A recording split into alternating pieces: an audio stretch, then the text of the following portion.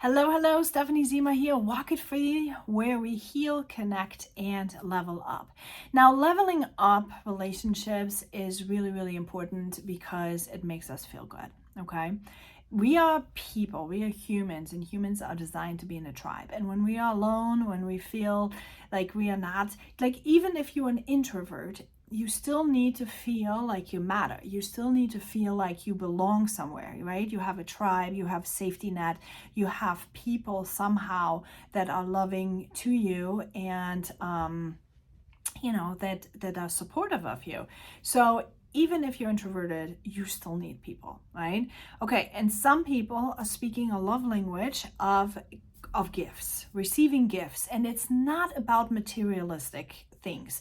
Like we could think sometimes of like, yeah, they always want to buy something, or I don't have something to buy, or like, like gifts is like this. Sometimes it could leave this taste in someone's mouth that they are just greedy, right? When you have a love language of gifts. And it's not about materialism, it's about the thoughtfulness that comes behind it, and it's about the effort behind the gift that matters most to people. So it can be small, very small tokens of things for those people who are loving to receive gifts, but they need to be literally, they need to be thought out, right? So it could be homemade gifts, for example, or even remembering the special occasions like birthdays, anniversaries, where you first met, and even like, the small things that you're valuing. And that is a very tough thing to do for some of us,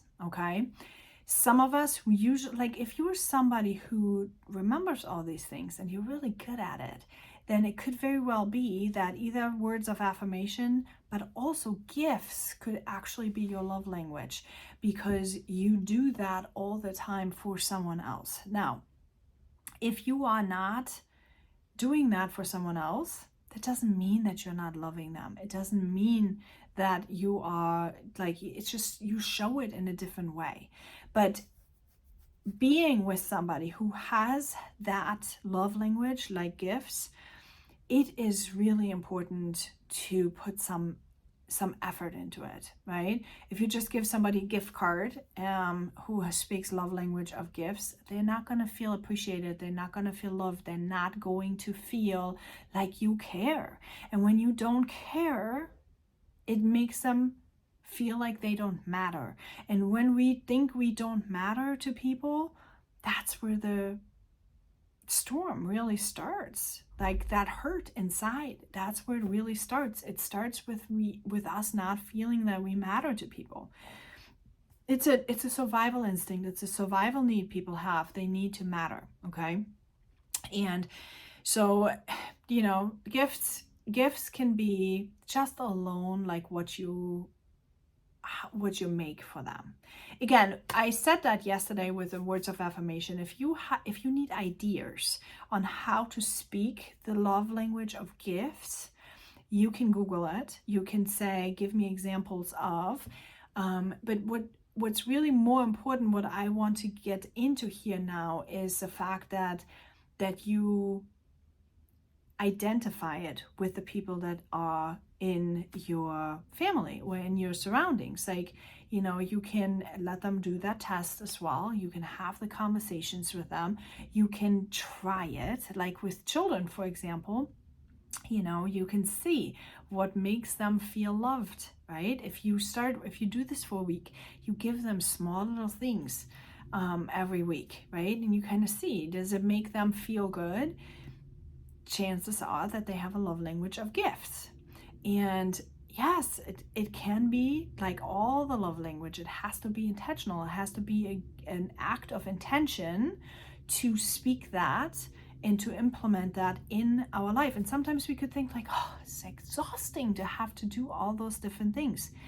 Yes, but it's also exhausting when you are having to deal with fights and with arguments and with people who are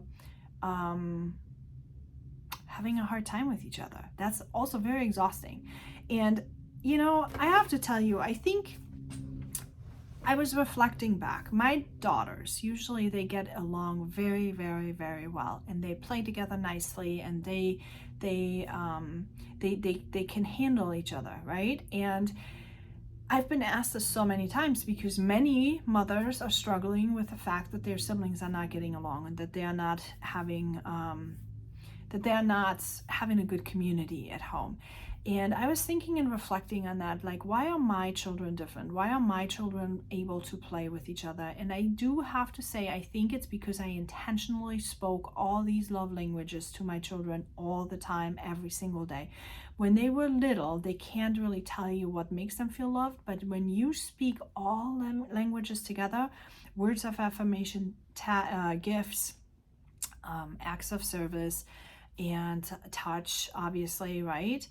And what is the quality time? Quality time. If you speak all of them all the time, you make sure that everybody always feels loved. And when they feel loved, they feel connected, and then they feel like they belong. And so the same, I modeled this behavior, and they are doing it with themselves. Okay. Now, of course, when you get into teenage time, things get a little difficult, because now you're also dealing with hormones that are coming in between. So, you have to do an extra effort to make sure that everybody feels like they are, that they are belonging, right?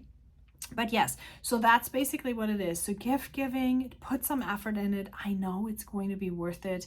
Any of these love languages will be worth it. So make sure you understand it does not have to be materialistic. It does not have to be an expensive gift. It can be just as simple as you remembering very personal details, or birthdays, anniversaries, those kind of things. Okay? All right, I'll see you tomorrow for the next love language.